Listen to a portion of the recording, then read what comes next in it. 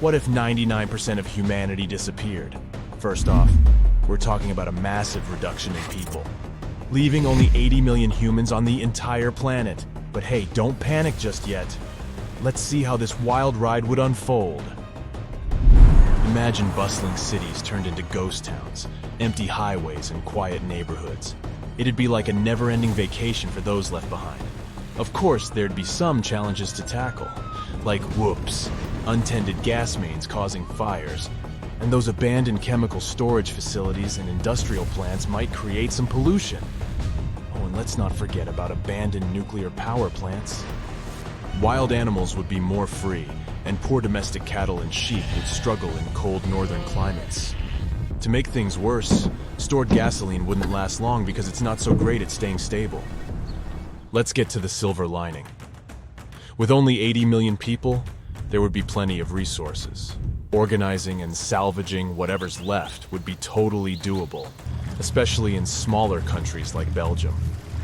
They'd probably have a, "Hey, we got this" attitude. They'd have just around 120,000 folks left, all within a couple of hours' drive from each other. That is, of course, if this remaining 1% of the world's population is scattered around the planet equally based on countries' populations before this event happened. In this case, pretty much every nation would face a similar situation. Imagine South Korea with 500,000 people, mostly hanging out together. Brazil would have 2 million inhabitants chilling out along the Atlantic coast.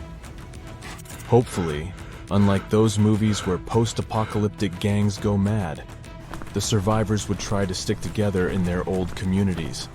These resourceful fellas would band together in new family and village communities, and they'd have the knowledge and skills to handle any troublemakers. Remember, we're social creatures, and we'd want to stick together to face the unknown. Well, at least we wouldn't have to start from scratch here.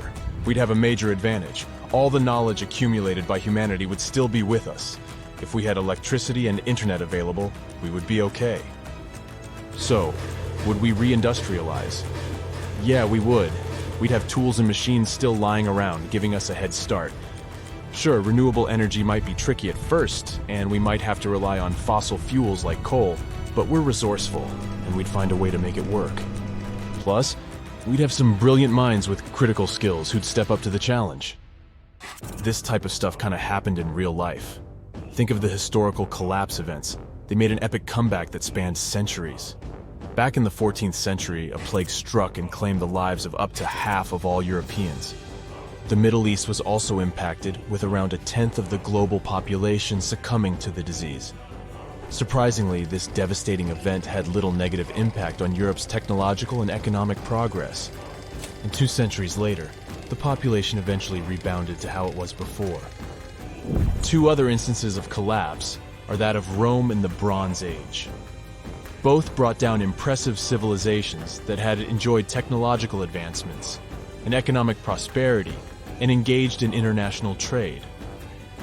The Bronze Age collapse occurred between 1200 and 1150 BCE, leading to the fall of Mycenaean, Mycenaean Greece and Hittite civilizations, and the weakening of Egyptian and Assyrian civilizations. To this day, historians remain uncertain about the exact reasons behind this collapse. Rome, once boasting over 1 million inhabitants and serving as the seat of the Western Roman Empire for centuries, faced a dramatic decline in the 5th century. Within a few decades, the entire empire collapsed.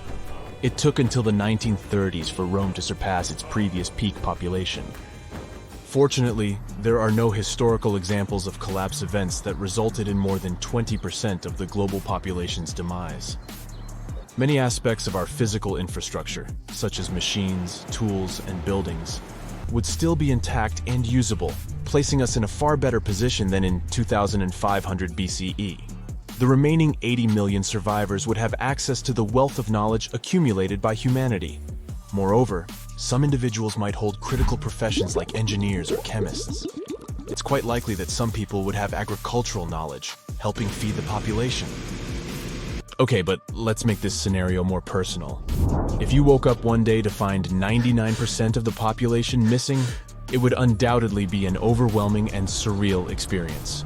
Survival would become your immediate priority, and your actions would largely depend on the resources and skills available to you. Here's what you would probably do. You'd take a moment to comprehend what's happened. This sudden disappearance of people would be shocking and confusing. Your friends and family would most probably be gone too, like it happened in Avengers. Your primary focus would be securing essential survival items, such as food, water, shelter, and medical supplies. You'd need to visit nearby grocery stores, pharmacies, and warehouses to gather provisions that could last for an extended period. Then you'd need to find other survivors. I mean, many people now lack essential skills like growing food, purifying water, or self-defense. You'd need to start learning them if there was no internet and no YouTube tutorials to rely on.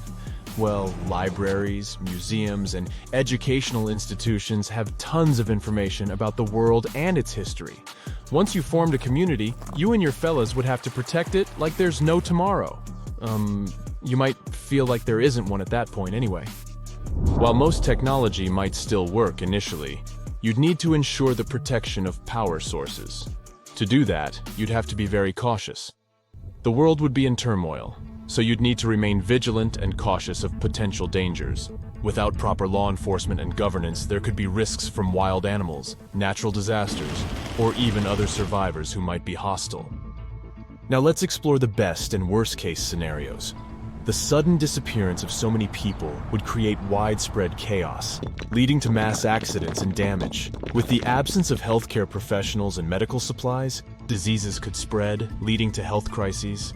Food production and distribution systems would collapse, and food shortages and famine could become a real possibility. Looting and violence could occur since desperate people would search for resources and try to survive.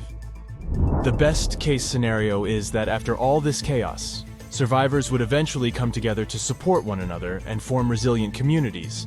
The world would have significantly fewer carbon emissions, leading to a positive impact on the environment. With a small population, resources like food and water might be more abundant and sustainable in the long run. Without the constraints of a highly populated world, people could focus on individual passions, arts, and creativity. With advanced technology still available, survivors might start working on preserving knowledge and advancing scientific research.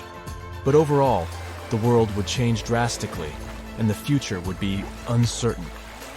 Your actions and the actions of other survivors would play a crucial role in shaping the new world and determining its trajectory.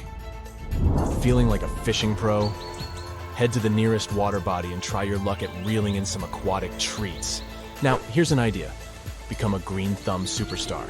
Plant those seeds, nurture your crops, and watch your mini farm flourish. Farm-to-table cuisine, anyone? And how about those furry friends? If you spot any wandering pets, befriend them, and you've got yourself some loyal companions. Now take a deep breath, chin up, and embrace your inner survival guru. Remember, this might be a wild ride, but you've got the spirit and the skills to thrive in this post-apocalyptic feast of life. So go out there. That's it for today. So hey, if you pacified your curiosity, then give the video a like and share it with your friends. Or if you want more, just click on these videos and stay on the bright side.